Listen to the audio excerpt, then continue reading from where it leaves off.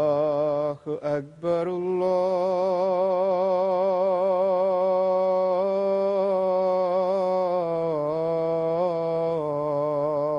الله أكبر الله أكبر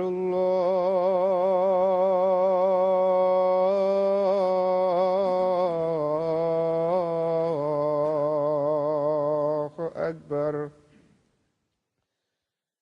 أشهد أن لا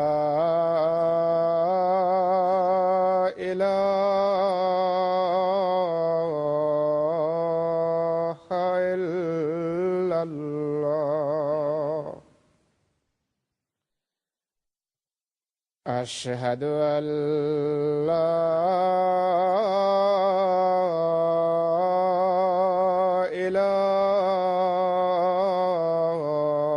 إله إلا الله أشهد أن محمدا رسول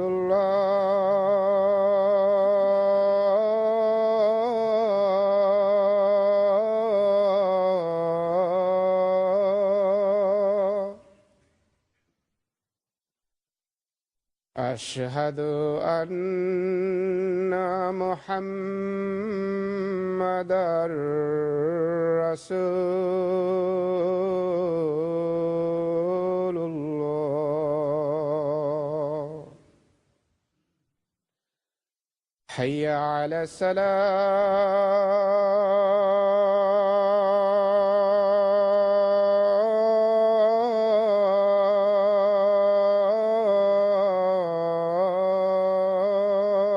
الصلاة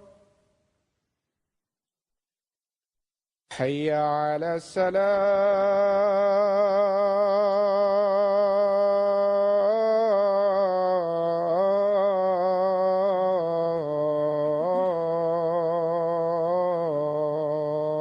الصلاة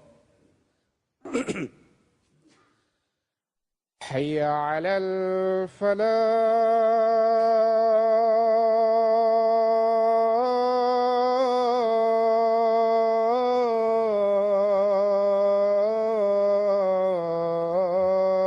الفلاح حي على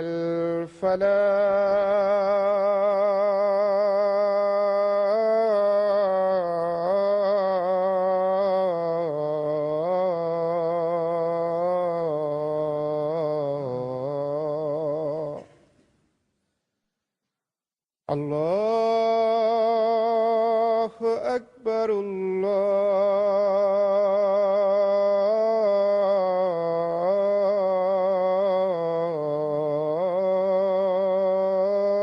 الله أكبر لا إله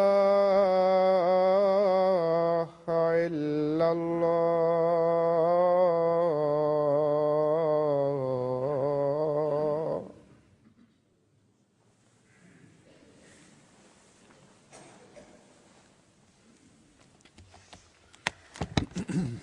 السلام عليكم ورحمة الله.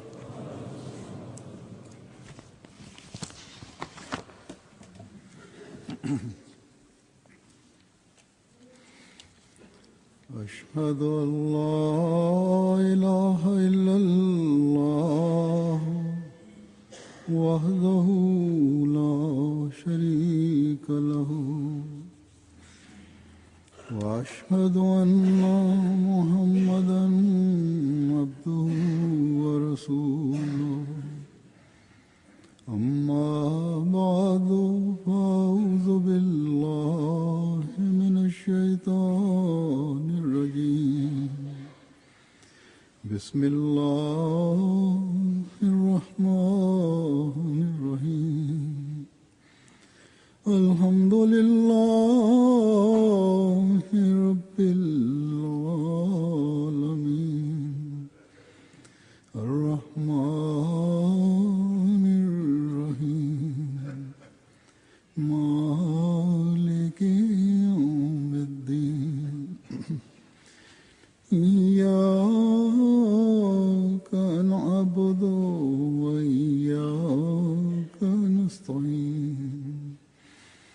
اهدنا الصراط المستقيم صراط الذين أنعمت عليهم غير المغضوب عليهم ولا الضالين. يا أيها الذين آمنوا كتب عليكم الصيام كما كتب على الذين من قبلكم لعلكم تتقون. इस आयत का तर्जुमा है कि वो लोगों जो ईमान लाए तुम पर रोज़े उसी तरह फ़र्ज़ कर दिए गए हैं जिस तरह तुमसे पहले लोगों पर फ़र्ज़ किए गए थे ताकि तुम तकवा.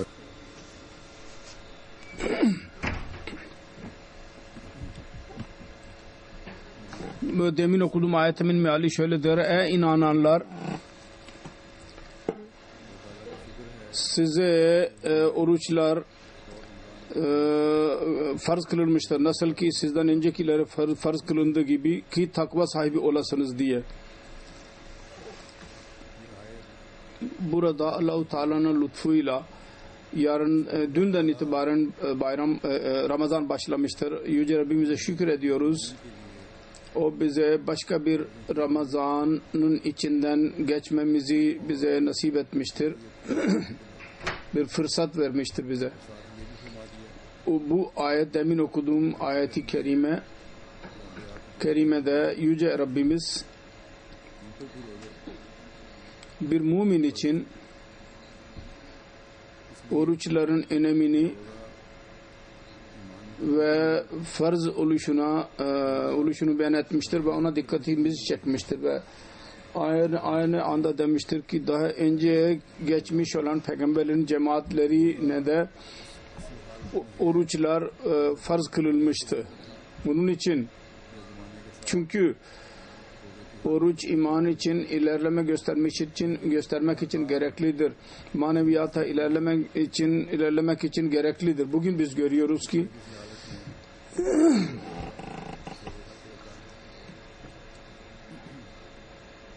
bugün peygamberlerde olduğu gibi bugün var mı? Oruç yahut zamanla birlikte durum değişmiş midir? Ancak şu yahut bu şekilde, herhangi bir şekilde şu yahut bu durumda orucun düşüncesi her dinde vardır. Her yerde vardır. Hz. Musa Aleyhisselatü Vesselam'ın oruçlarından bahsedilmiştir. Hz. Davud Aleyhisselam'ın oruçlarından dahi bahsedilmiştir. Hindularda dahi oruçlar vardır. İster ateş üzerinde pişmiş olan yemeği yemesinler ve ondan uzak dursunlar. Hristiyanlarda da oruç vardır. Bazı Hristiyanların fırkaları öyle oruç tutarlar ki et yemezler. Fakat sebze yerler. Geçen günlerde öyle bir oruçluyu görmeye tesadüfen gördüm. Benim Hristiyan bir dostum vardır. Onun ismini söylemeye ne gerek var? Ülkesinden de bahsetmeyeceğim. O bir davete benimle birlikte oturuyordu. Ben gördüm. Yemek onun önüne gelmedi. Çünkü tabağa konuyordu. Ben ona sordum. Siz yemeyecek misiniz? Hayır dedi ki ben oruçluyum. Ben orucuna saygı göstermek için sustum ve hayret ettim. Bu dünyalı bir insandır, siyasetçidir fakat yine de dine göre hareket ediyor. Biraz sonra gördüm ki sebze vardı onun önünde. Pilav dahi vardı. Dedim ki sebze ve pilav yiyebilir misin oruçta? Evet yiyebiliyorum ve yiyeceğim. Ondan sonra da yemeye başladı. Ondan sonra bizim önümüze tavuk gelmeye başladı. Biz koyduk ve yemeye başladık. Biraz sonra ben onun tabağına baktım. Orada da et vardı. Sordum, oruçta tavuk eti yiyebilir misin? Dostlu bir şekilde gülerek dedi ki, servedenler sık sık geliyorlardı ve tabağı ve yemek getiriyorlardı, tavuk yemeği. Benim dinim şunu dahi söylüyor ki, eğer ev sahibi sana bir şey veriyorsa yiyebilirsin. Onun için ben yiyorum. Bu eski dinlere göre hareket edenlerin oruç durumları böyledir. Herkes yiyordu. Et vardı, lezzetliydi. Ve etraftaki insanların yediğini görünce servedenler belki değişik insanlar idiler. Birisine inkar edip belki ama ikincisinden aldı ahlaken ve ondan sonra yemeğe de başladı.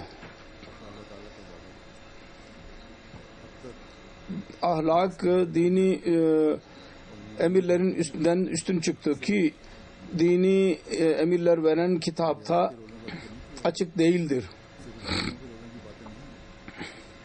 Ancak Kur'an-ı Kerim'in Allah-u Teala Kur'an-ı Kerim'i koruyacağına söz vermişti. Şimdiye kadar bu asıl durumundadır ve müminlere emir verilmiştir. Yalnız peygamberlerin oruçlarından bahsedilmemiştir. Büyüklerin oruçlarından bahsedilmiştir. Müminlere de denmiştir. Eğer mümin iseniz oruç size farz kılınmıştır. Bir ay için farzdır. Her çeşit yemekten sabahtan akşama kadar mutlaka perhiz gereklidir. Ve müminler bundan ne alacaklardır? Dedi ki, takvayı elde edeceksiniz buyurdu. Takvada ilerleme göstereceksiniz. Takva oruç ile Allah-u Teala'nın rızasını elde etmeye çalışacaksınız. Allah-u Teala'nın rızasını elde edeceksiniz.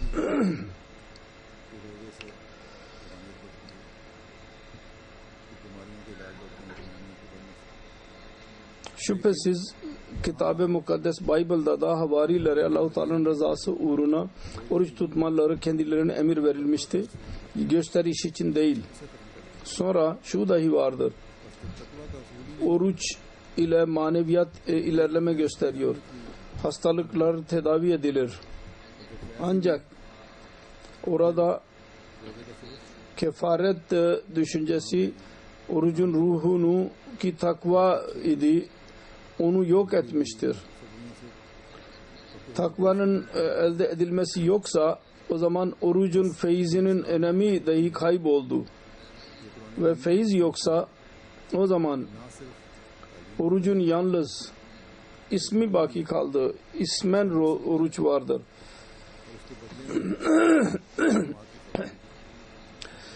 Sonra sebzeden kaynamış olan yahut ham sebzeden ete dahi insanın eli ilerlemeye başlar ve Kur'an-ı Kerim'in güzelliği buydur. Yalnız talimat vermekle kalmayıp onun emrini beyan etti ve onun maksadını da beyan etti ve ona mukabil mükafat verileceğini de bahsetti.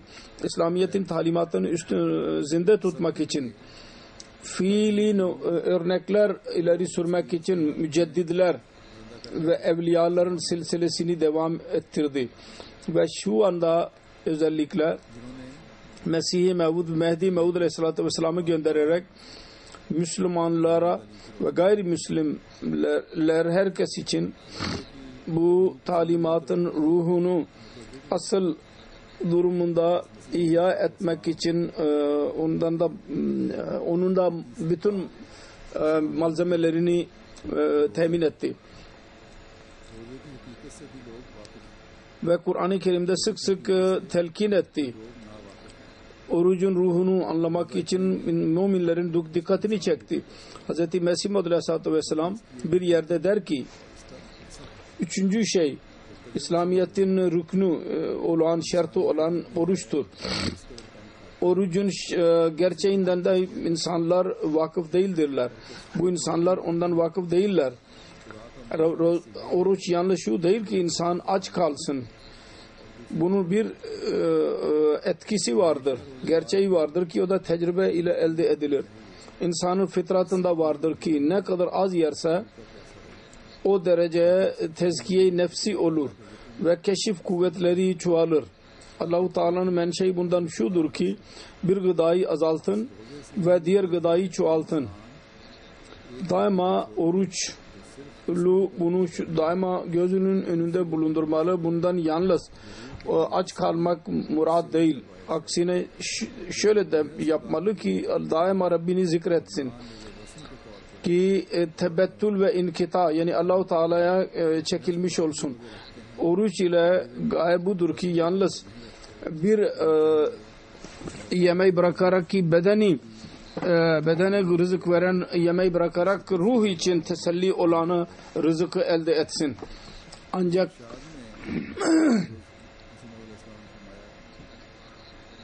her kim Allah-u Teala için yalnız oruç tutarsa ve geleneksel için yalnız oruç tutmasa onların Allah-u Teala'yı hamd etmeli, tesbih etmeleri gereklidir. Ki diğer gıda kendi ellerine geçmiş olsun. Bu buyrukta Hz. Mesih Maud Aleyhisselatü Vesselam'ın bu buyruğunda şöyle denmiştir. İnsan ne kadar az yiyorsa onun nefsi o kadar pak olur. Bundan şu düşünce ortaya çıkabilir ki belki aç kalmak tezkiye nefstir. Hayır, onu izale etti. Yalnız aç kalmak tezkiye nefs değildir. Nefsin pak olması değil. Bunun oruç gayesi de tamamlanamaz. Bu Kur'an-ı Kerim'in buyruğuna aykırıdır. Çünkü asıl gaye takvayı elde etmek idi. Dedi ki eğer oruç Allah-u Teala'nın rızası uğruna eğer oruç tuttuysanız o zaman orucun ne kadar zamanı varsa zikre ilahi içinde geçmeli o zaman. Başka bir yerde dedi ki oruç kalmakla sessiz kalmakla bazı dervişlerde dahi öyle bir durum olur ki onlar dahi keşif görürler. Ancak bu Müslümanın hayatının gayesi değildir. Bir müminin hayatının gayesi tebettül ve inkitadır. Ve bu ibadet ile zikri ilahi ile elde edilir. Ve namaz bunun en iyi yoludur. Onlar ruh üzerinde etkisini yaparlar. Onlar da Allah-u Teala'ya yaklaştırır insanı. Asıl oruç odur ki içinde gıdanın azlığı ile birlikte bir zamana kadar helal işlerden dahi Allah-u Teala'nın rızası için insan uzak dursun. Takva budur. Ve onlardan uzak durarak yalnız dünyevi işlerle zamanını geçirmemeli. Aksine namazlar ve zikri ilahiyede tam olarak dikkat etmeli. Namazlar eskiden cama ediyorsa yahut bazen kaza ediyorsa bugünlerde özellikle dikkat etmeli ki zikri ilahi ve ibadet her diğer şeyden daha üstündür. Dedi ki Mesih Maud Aleyhisselam Allah-u Teala'nın hamdine dikkat etsin insan. Ve elhamdülillah diyoruz. Bu yalnız dil ile olmasın. Yalnız ağız ile olmasın. Bizim dikkatimizi şu yöne çekti ki elhamdülillah dediğiniz zaman daima şu gözünüz önünde olsun ki biz yalnız Rabbi Celil ile konuşuyoruz. Zihninizde şu olsun ki her çeşit hamd Allah-u Teala'nın zatı içindir. Ve biz ona dönmeliyiz. Biz Rabbimizi hamd ediyoruz ki sapık insanlara hidayet verendir o. Onun için eğer biz bütün yıl boyunca Allah-u Teala'ya tam olarak eğilemediysek onun hakkı olduğu gibi, o zaman bu ayda bize Ya Rabbi lütfet ki bu hidayet vasıtasıyla biz gelecekte daima sapıklıktan korunalım ve hamdın feyzinden feyiz alarak Allah-u Teala'nın takvasını benimseyenlerden olalım Ya Rabbi. Hz. Mesih Maud Aleyhisselatü Vesselam bize yol gösterdi ki hamd ederek şu gözümüzün önünde olsun ki her izzet Allah-u Teala'nın elindedir. Her saygı. Onun için bu Ramazan'da şu dua dahi yapmalıyız.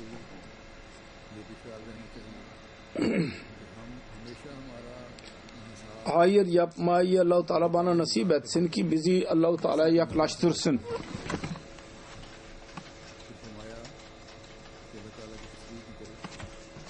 Dünyanın izzetine ve böbürlenmesine biz eğilmeyelim.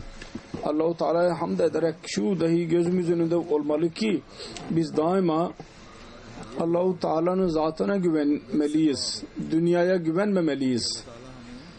Sonra dedi ki Allah-u Teala'nın tesbihine doğru Ramazan'da dikkat edelim. Yalnız Subhanallah demek kafi değil. Aksine her nerede Allah-u Teala'nın hamdi beyan edilirse orada dua şu olsun ve içten olsun bu dua. Ki Yüce Rabbimiz bize dünyanın her çeşit maddi kötülüklerden uzak tutsun. Ve bu Ramazan bizim kalbimizde gerçek takvayı uyandıran olsun. Dualarınız şu yakin ile kesin bilerek yapınız ki ibadete layık zat yalnız Allah'ın zatıdır. Eğer bizi Allah bir şeyden koruyabiliyorsa Allah, yalnız Allah-u Teala bizi koruyabilir. Biz bir güvence muhtaç isek Allah-u Teala'ya güvenmeliyiz. Ve insanın daima Allah-u Teala'nın güvencesine muhtaçtır Allah-u Teala. Ona güvenmeye. Onun için o gerçek mabud, ibadet edilen o varlığının önüne eğilmeye çalışmalı. Ramazan'da oruçla birlikte şöyle dua etsin ki Ya Rabbi sen daima beni senin sığınmasında bulunayım. Oruçla birlikte sen Ya Rabbi Ramazan'dan sen bazı feyizler vermişsin. O feyizlerden bize de pay ver. Ve öyle olsun ki öyle bir payı olsun ki hayatımız boyunca bize feyiz veren olsun. Şöyle buyurdu. Sizin bu tesbihiniz, hamdınız ve Allah-u Teala'ya la ilahe illallah demeniz öyledir ki tebettül yaratacak. Yani Allah-u Teala'ya eğileceksiniz. Yani kendinizi Allah-u Teala'nın rızası uğruna her çeşit maddi arzulardan uzaklaştırmak. Buna tebettül derler. Allah-u Teala ile kamil vefa alakasını kurmak. Sonra dedi ki inkita sizin elinize geçsin. Yani bütün dünyadaki kötü işlerden uzaklaştırasınız ve Allah-u Teala'nın ibadetine dikkat edesiniz. Bu olursa o zaman Allah-u Teala'nın beyan ettiği maksadı elimize geçecek. Ki oruçlu takvayı elde eden olsun. Kısacası bu Ramazan 2 gün önceden beri başlamıştır ve 29-30 güne kadar devam edecek. Bizim için faydalı ancak şu şekilde olacak ki biz bu gayeyi gözlerimizin önünde bulunduralım. Bu gaye o kadar büyüktür ki bunun için çok çaba sarf etmemiz lazım. Orucun hakkını eda etmemek dahi gereklidir ve diğer ibadetlerin hakkını dahi vermeliyiz. Ve Allah-u Teala'nın mahlukatının hakkını da vermeliyiz. O da gereklidir. Çünkü bütün bunların müştereken, ortaklaşa bunlara vermek demek takva demektir. Unutmamalıyız ki ben dostumun bir olayını anlattım. Eskiler dine amel etmeyi bıraktılar. Allah-u Teala'nın beyan ettiği yasakları ki Allah-u Teala'nın rızası için idi bırakarak zahiri maddi ahlakı üstün tuttular. Oruç ne durumda onlara farz edildiyse yahut oruçları farz etmek ve yol nasıl onlara oruç tutma yolu onlara nasıl ulaştıysa onun ruhunu da unuttular. O zaman oruç bir ibadettir ve onun gayesi takvada ilerlemek ve Allah-u Teala'nın rızasını elde etmektir. O da dahi yok oldu. Eğer dikkatli bir şekilde bakarsak bu dahi bir çeşit şirktir. Ki zahirde maddi ahlak adı altında ev sahibi için Allah-u Teala'nın emri arka plana atılsın. Ona göre amel edilmesin. Allah-u Teala'ya mukabil kime önem verirseniz ondan yavaş yavaş Allah-u Teala'nın zatı geri gider ve şirk üstün çıkar. Dedi ki oruç sizden önceki insanlara da farz edilmişti. Sizin için önemli değil, özel değil. Ancak din bakımından eski kavimlerin durumu bozulmuştur. Ki Allah-u Teala'nın emrinin ruhunu unuttular. Ve yalnız gösteriş baki kaldı. Müslümanlarda bunda bir misal verilmiştir ki orucun ruhunu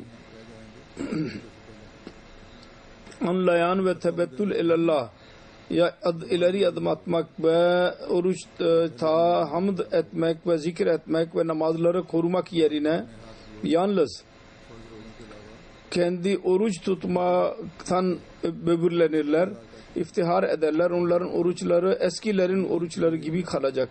Eğer takva onların gözünde yoksa o zaman sizin de durumunuz aynı olacaktır. Eski dinlere inananların durumu nasıl olduysa sizin de durumunuz aynı olacaktır. Bazı sözde büyükler farz oruçları dışında nafile oruç dahi tutarlar.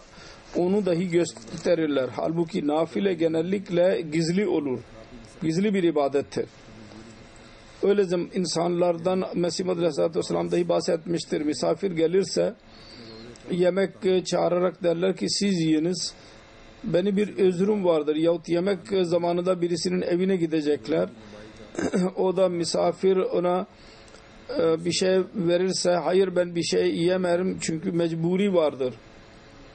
Yani gizli kelimelerle kendi oruçlarını göstermeye çalışırlar. Sonra öyle oruçlu insanlar Ramazan'da dahi vardır.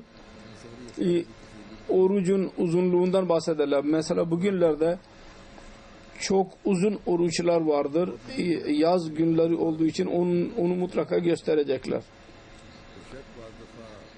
Orucun uzunluğu değil aslında gereğinden fazla gösterirler. Sonra gösteriş yapmak için sahur ve iftarın detaylarını dahi beyan ederler. Az yiyorum derler. Çok az sahur yiyerek ve çok az şeyle iftar ediyorum. Az yemekle. Tabii ki bazen bu insan elinde olmadan bu gibi şeylerden de bahsedebilir ve gösteriş ve tekellüf yapmacılık olmaz. Fakat öyle insanlar vardır ki özellikle bunlardan bahsederler ki orucun önemi ve az yemenin diğer insanlara göstersinler az yemeği. Öyle insanlar dahi vardır bizim sözde ulemalar arasından yabancılarda ki dinin üzüntüsü içinde az yediklerini gösterirler. Öyle bir sözde bir gayr Ahmedi bir Allame'nin sözünü beyan ettiği çok güzel konuşmacıydı. Allame cemaat aleyhinde çok etkileyici konuşmalar yapardı. O gayr Ahmedi'nin yanında kaldı. Gayr Ahmedi kendisinin büyük bir müridi idi. Çok ona misafirperverlik yaptı.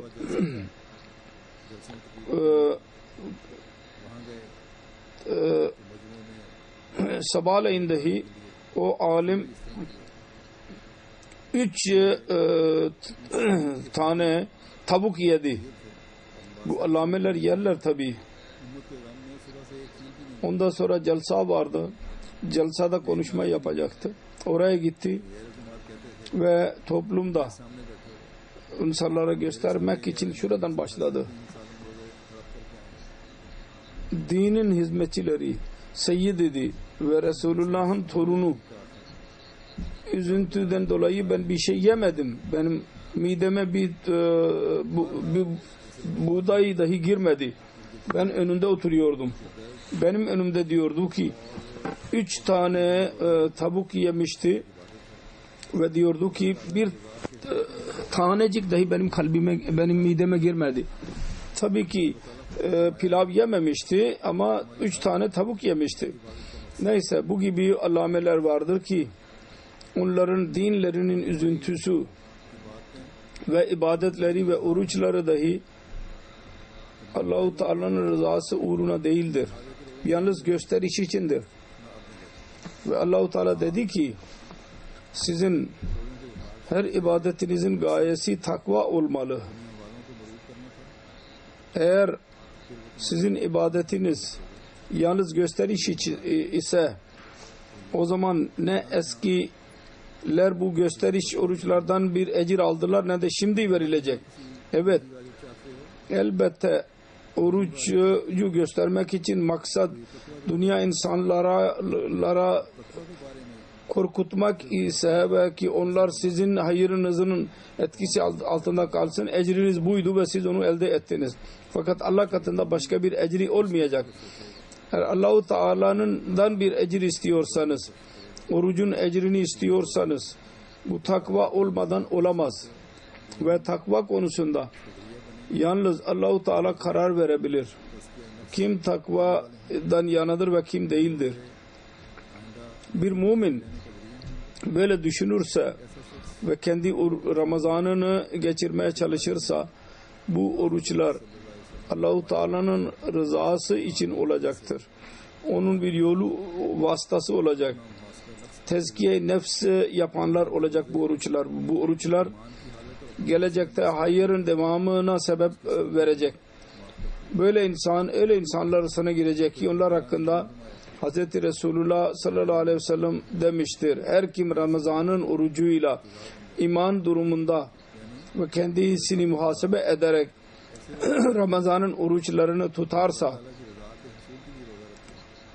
onun geçmiş günahları affedilecek. Sonra şu dahi dedi Allah-u Teala, roza benim için tutulur. Ben öyle bir oruçlunun karşılığı olurum. Onun mükafatı Allah-u Teala'nın rızası uğruna oruç tutanın mükafatı yalnız Allah-u Teala'nın zatı olur. Allah-u Teala çok verendir. Verirse çok verir Allah. Allah-u Teala öyledir ki aramızdan her birimiz bunu tutmalıyız. Ama gayesi Ramazan'da bütün insanlar oruç tutar, sahur için kalkarlar. Ona girerek oruç tutmamalıyız yalnız. Bakarak diğer insanlara. Sabahtan akşama kadar aç kalmak orucun gayesi olmasın. Takvayı arayalım. Allah-u Teala'nın rızasını elde etmeye çalışalım. Öyle oruç olsun ki bir kalkan olsun bizim için. Her şerden bizi koruyan olsun oruç ve her hayırın kapısını açan olsun oruç. Öyle oruç olsun ki yalnız günlük açlık olmasın. Zikri ilahi ile birlikte geceleyin dahi nafile ile süslenmiş olsun. Nafilelerle. Hz. Resulullah sallallahu aleyhi ve sellem Ramazan'ın gecelerinin ibadetinin önemini beyan etti. Ve dedi ki her kim geceleyin ayağa kalkarak namaz kılarsa onun günahları affolunur. Sonra oruç yalnız hayırın yollarını açan değildir. Ve kötülüğün şerrinden koruyan dahidir. Mesela doktorlar dahi bir hayır beyan ederler. bilginlerini kabul etmeye başladılar. Onların çoğu senede bir ay kontrol etmek yemeği insan için sağlığıdır. Bu bir faydadır ki oruç vasıtasıyla insan bunu elde eder. Kısacası niyet Allah-u Teala'nın rızası olsun. O zaman bedensel fayda dahi insana nasip olur. Ve birçok fayda daha vardır. Sonra oruç takvanın elde etmek için tutulursa o Ramazan içinden takvayı elde etmek için insan içinden geçerse toplumu dahi güzelleştirir. Birbiri için insanın fedakarlık ruhu uyanır. Fakir kardeşlerinin ihtiyaçlarına dahi dikkati çekilir. Ve bu olmalıdır. Çünkü Hz. Resulullah sallallahu aleyhi ve sellem örneği bizim önümüzdedir. Ve biz ondan şunu görüyoruz ki Ramazan ayında sadaka ve hayratı bir kasırga bilgi yapardı. Onun için bir müminin dahi önemlidir ki buna göre amel etsin. Kesinlikle bu toplumda huzursuzluğu yok etmeye sebep olacak. Bir müminin kalbinde diğer mümin için fakir ve kardeşi için yumuşak hislerini uyandıracak. Fakir bir kardeşi için onun kalbinde mal bakımından daha iyi bir kardeşi için orucun hakkını vererek fakirin de hakkını veren birisi için ona karşı teşekkür hisleri ve sevgi hislerini uyandıracak. Sonra oruç, takva için olan oruç, Allah-u Teala'nın rızası için olan oruç, orada insan meşakkate dahi alışır. Sahur ve iftarda az yemek şu bakımdan olmamalı ki diğer insanlara gösterelim.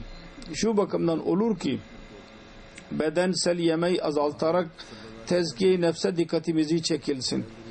Onun için şunu düşünen insanlar ki biz zayıf olmayalım az yiyerek sahurda ve akşam iftarda çok fazla yemek yerler. Onlar için dahi bir ders vardır. Kendi yemeğinizi kontrol ediniz. Hz. Resulullah sallallahu aleyhi ve sellem birçok yerde ki fitne ve fesat tehlikesi olsun, öfkelerin, kırgınlıkların çoğalması tehlikesi varsa orada bir oruçluya şu nasihat etmiştir ki inni saimun de, şüphesiz ben oruçluyum. Bunda takva yollarına işaret etmiştir. Orucun hakkını vermek için, takvayı elde etmek için kendi hislerine dahi kontrol gereklidir. Sizler kendinizi kırgınlıklardan korumalısınız. Kavgalardan ki orucun gayesi elde edilsin. Gıybetten dahi korumalısınız ki orucun gayesi elde edilsin. Yalandan ve yalan sözden de uzak tutmalısınız ki orucun gayesi elde edilsin. Kısacası oruçlunun dilinin yanlış kullanmasından dahi kendisini tutmalı. Yanlış kullanmamalı dilini. Bir ay bir insan diline hakim olursa ve kötü bir şekilde kullanmasa bu alışkanlık takva için gerekli olan bu gelecek için hayatta dahi birçok günahdan ve hatadan koruyan olacaktır. Bir ayın alışkanlığı ile müstakil bir şekilde bir ay insan kötülüklerden uzak duracak. Takva iyi ararsa müstakil bir şekilde arayacak. Takvayı alışacak aramaya takvayı. Ve Ramazan'ın ve orucun gayesi budur. Yoksa yılda yalnız bir ay hayırı yapak ve Allah-u Teala'nın rızasını elde etmeye çalışmak ve 11 ay dünyanın etkisi içinde kalmak, kötülüklere alışmak bunun gayesini yerine getirmez. Onun için bu ayda her birimiz kendimizi muhasebe ederek orucun ve Ramazan'ın ruhunu aramalıyız. Takva yollarını aramalıyız. Helal ve caiz eşyalardan Allah-u Teala'nın rızası uğruna bunlardan uzak durmak tecrübesi varsa orada kalbimizde ahlak değişikliği yaratmak gereklidir. Kul hakkını dikkatimizi çekilecek, fakirlere dikkatimizi çekilecek, onu müstakil hayatımızın bir parçası haline getirmeye dikkat etmeliyiz, çaba sarf etmeliyiz. Onun için Ramazan'da ibadetler ve fedakarlık için özel bir ortam ortaya çıkar. Onu müstakil bir şekilde benimsemeliyiz ki biz muttakilerin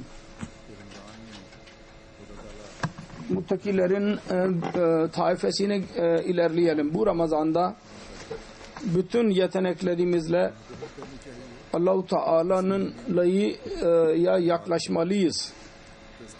Bu Allah-u Teala'nın bize bir minnetidir ki Ramazan'da Yüce Rabbimiz hayırın kapılarını açar ve cennetin kapılarını açar ve cehennemin kapılarını kapatır. Çaba sarf etmeliyiz ki bu ayda ibadetler, tezkiye-i nefs ve kul hakkını vermekle cennetin kapılarına girmeye çalışalım. Yahut cennetin bu kapılarından içeri girelim. Ondan sonra daima bunlar bizim için açık olsun. Bu kapılar Allah-u Teala'nın önünde istiğfar ederek, tövbe ederek eğilmeliyiz. Ve öyle şanslı insanlara girmeliyiz ki onların tövbesini kabul ederek Yüce Allah razı olur, onlardan memnun kalır. Nasıl bir anne bir kaybettiği bir çocuğu elde ettiği zaman nasıl memnun olursa Allah-u Teala ondan daha fazla memnun olur. Allah-u Teala bize güç versin. Allah-u Teala'nın sevgisini elde edenler olalım. Ve Allah-u Teala bu Ramazan'da öyle mutluluk veren olalım Allah-u Teala'ya ki bir kaybetmiş olan, çocuğunu kaybetmiş olan anne nasıl o çocuğu elde edince nasıl mutlu olursa ondan daha fazla mutluluk veren olalım. Fakat Allah-u Teala'ya mutluluk ulaştırmak için takva yolları üzerinde yürüyerek bu ibadetler ve bu farzlar vardır. Nafileleri vardır ibadetler. Bunları daha da yüksek tutmalıyız. Hakkını vermeliyiz. Kul hakkına vermeye dikkat etmeliyiz. Allah-u Teala yalnız ve yalnız kendi lütfuyla bütün bunları bu Ramazan'da elde etmeyi bize nasip etsin ve ona göre hareket etmeyi bize nasip etsin. Amin.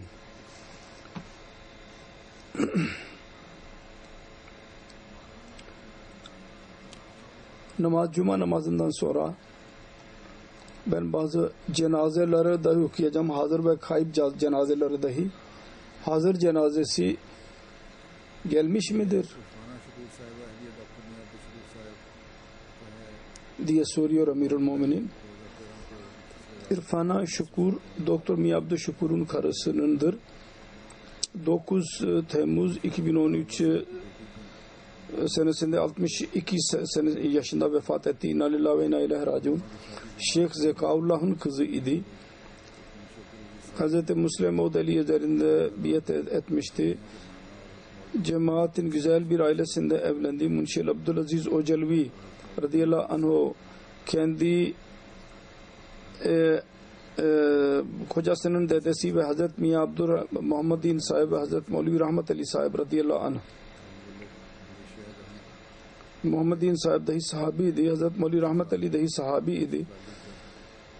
Endonezya'daki murabbi olarak kaldı, muballik olarak. Kendi kayınlarından idiler. Kocalarının teyzelerinin kocaları idiler. Salih bir kadındı. Kendi halkasında çok herkes tarafından sevilen bir kadındı. Ailesini ve çocuklarını daima vefalı cemaate karşı vefalı olmayı nasihat etti, musiyeydi. kocası dışında 3 kız ve 2 erkek bırakmıştır.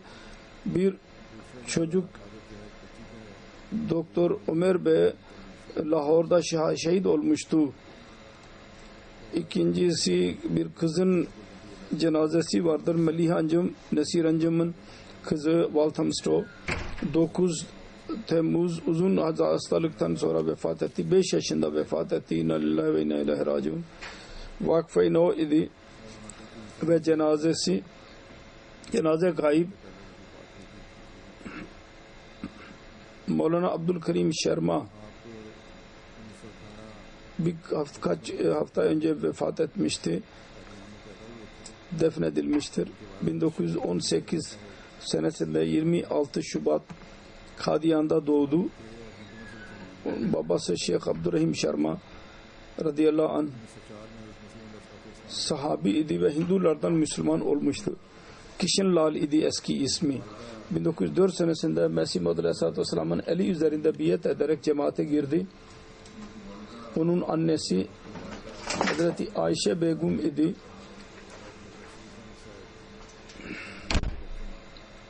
Annesi Hazreti Müslim Mevud radıyallahu anh ve Hazreti Mirza Şerif Ahmed radıyallahu anh'un çocuklarına süt vermişti. Onların süt annesiydi. Dede ninesine dahi Allah-u Teala lütfetti. Babasından sonra o da Hinduydu, o da Müslüman oldu. Mevlevi Abdülkerim Şerma'nın dedesi Karamdad sahabi idi radıyallahu anh. Karısının babası ve ninesi dahi Sultan Bibi Hazret Mirza Beşir Ahmet'in süt annesiydi. 2 yeğeni Şeyh Abdurreşid Şerma'nın oğluydu. Şeyh Muzaffer ve Şeyh Mübarek Pakistan'da şehit oldular. Şerma Bey Kadiyan'da temel talim aldı. Mevlevi Fazıl ve Cami Ahmediye'ye girdi. Sonra Al Fazıl'da görevler yaptı. 1939 Hilafet Cübilesi'nde Müslim Mevud radıyallahu anh Abdülkerim Şerma'yı Livaye Ahmediye yani Ahmediye bayrağını taşımak için seçti. 26 yaşında hayatını vakfetti. 3-4 sene British ordusunda da görev yaptı. Sonra 2. Cihan Savaşı'ndan sonra Hazreti Müslim Mevud'un emrine göre hemen Kadiyan'a geldi ve Afrika için hazırlıklarda bulundu. Ocak 1948 senesinde 5 murabbi ile birlikte çıktı yola ve orada 29 yıl Doğu Afrika'da görev yaptı. 1961 senesinde Doğu Afrika 3 ülkeye ayrıldı. Kendisi Uganda'nın amiri ve merkez muballigi seçildi. Missionary in charge. Aynı şekilde Kenya'da dahi missionary in charge missionary olarak görev yaptı. Uzun zamandan beri İngiltere'deydi. Meclis-i Amla'da sekreteri tebliğ, sekreteri riştanata, sekreteri terbiye tebliğ görevini yaptı. 100 yıllık şeysine de komitesine de üyeydi. Meclis-i Hilafet Komitesi'nin de üyesiydi.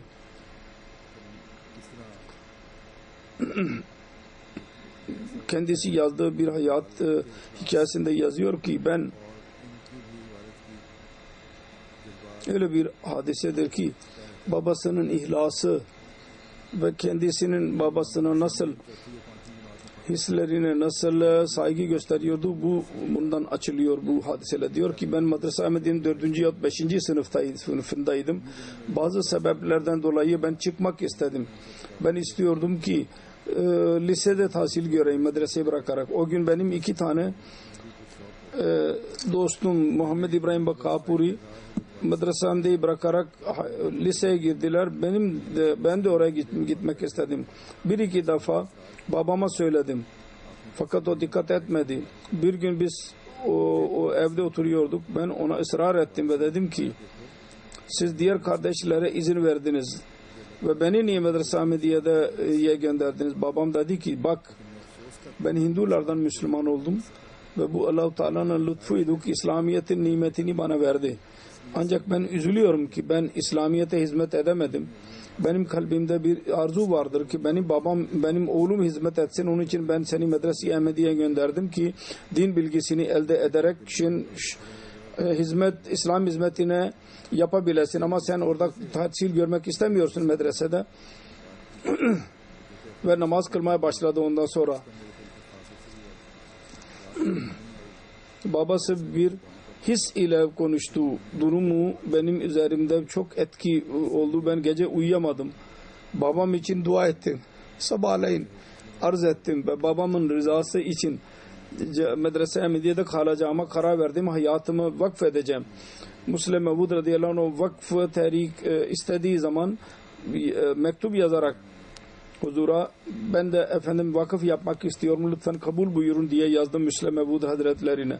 Böylece babasının arzusunu dahi yerine getirdi ve din sevgisi hissi dahi uyandı.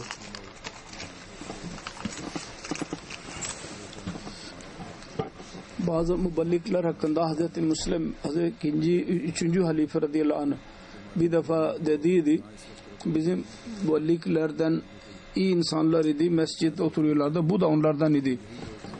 Şu anda müballikler Rabban sokaklarında dolaşan, kimse bunları küçük görüyorlar herkes, ama bunlar hangi ülkede iseler oraya gittikleri zaman oranın başkanlar ve vezirler dahi bunlarla mulaki olurlar ve büyük torunlara bunları çağırıyorlar ve buna önem veriliyor bunlara.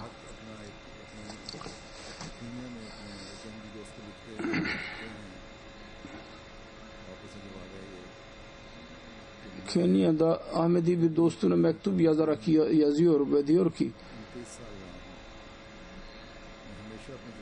ben Batı Afrika'da hemen hemen 29 sene kaldım. Daima hislerimi hizmet için uygun görmüyordum. Gece aşağı yukarı 2'de kalkardım ve kendi zaafımı düşünerek ben rahatsız olurdum ve Allah-u Teala'dan yardım isterdim ve ertesi günün programını hazırlardım. Bütün müballikler bu yolla düşünmelidirler. Hizmet hissi olsun, sancı olsun, Allah-u Teala'ya dua etsinler. Allah-u Teala bütün müballiklere vefa ile vakıflarını tamamlamaları nasip etsin, hizmet etmeleri dahi kendilerine nasip olsun ve Şerman Bey'in derecelerini yükselsin. Aynı şekilde Kadiyan'da fesatlar vardı. Pakistan kurulduğu zaman babası ve kardeşi oradaydı. Kardeşine yazdı, babasına da yazdı. Siz şanslısınız, Kadiyan'dasınız. Ben de orada olmak istiyorum. Durum öyledir ki hayatım bellidir. Kim gelecek ve kim gelmeyecek. Ancak din uğruna şehit olmak dahi bir onurdur. Keşke ben orada olsaydım ve bu şehadet elime geçseydi, ama siz oradasınız. Korkmayınız. Çünkü hayat gelip geçicidir. Allah-u Teala size güç versin ki merkezimizi koruyabilesinler. Hisleri buydu. Kısacası çok hayırlı ve muhlis insan idi. Yürüyebildiği zaman bana gelirdi ve yürüyemediği zaman cuma için gelirdi. Tabii ki yürüyen koltukta. Sonra ben orada görürdüm daima wheelchair üzerinde. Daima ne zamana kadar gelebildiyse geldi. Sonra vefa ve sevgi gözünden okunuyordu. Selamun aleyküm derdi. Ondan sonra dahi onun torunu zikretti. Hilafete büyük alakası vardı ve çok gösterirdi. Onun torunu vakf-ı zindegidir ve murabbidir. Afrika'dadır şimdi. Allah Teala ona dahi kendi dedesine göre amel etmeyi nasip etsin. Kısacası bu cenazeler söylediğim gibi hazır cenaze dahi vardır. Onun için cuma namazından sonra ben dışarı giderek cuma namazını kıldıracağım. Siz burada namazı safları düzeltin. Elhamdülillah nahmaduhu ve nesta'inuhu ve nestağfiruhu ve nu'minu bihi ve netevekkalu aleyh ve na'udzu billahi min şururi enfusina ve min seyyiati a'malina. من يهده الله فلا مضل له ومن يضلله فلا هادي له ونشهد أن لا إله إلا الله ونشهد أن محمدا عبده ورسوله. عباد الله رحمكم الله إن الله يأمر بالعدل والإحسان وإيتاء ذي القربى وينهى عن الفحشاء والمنكر والبغي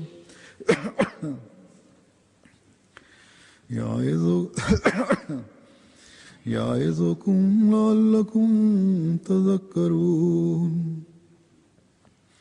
اذكروا الله يذكركم وادعوه يستجب لكم ولذكر الله أكبر.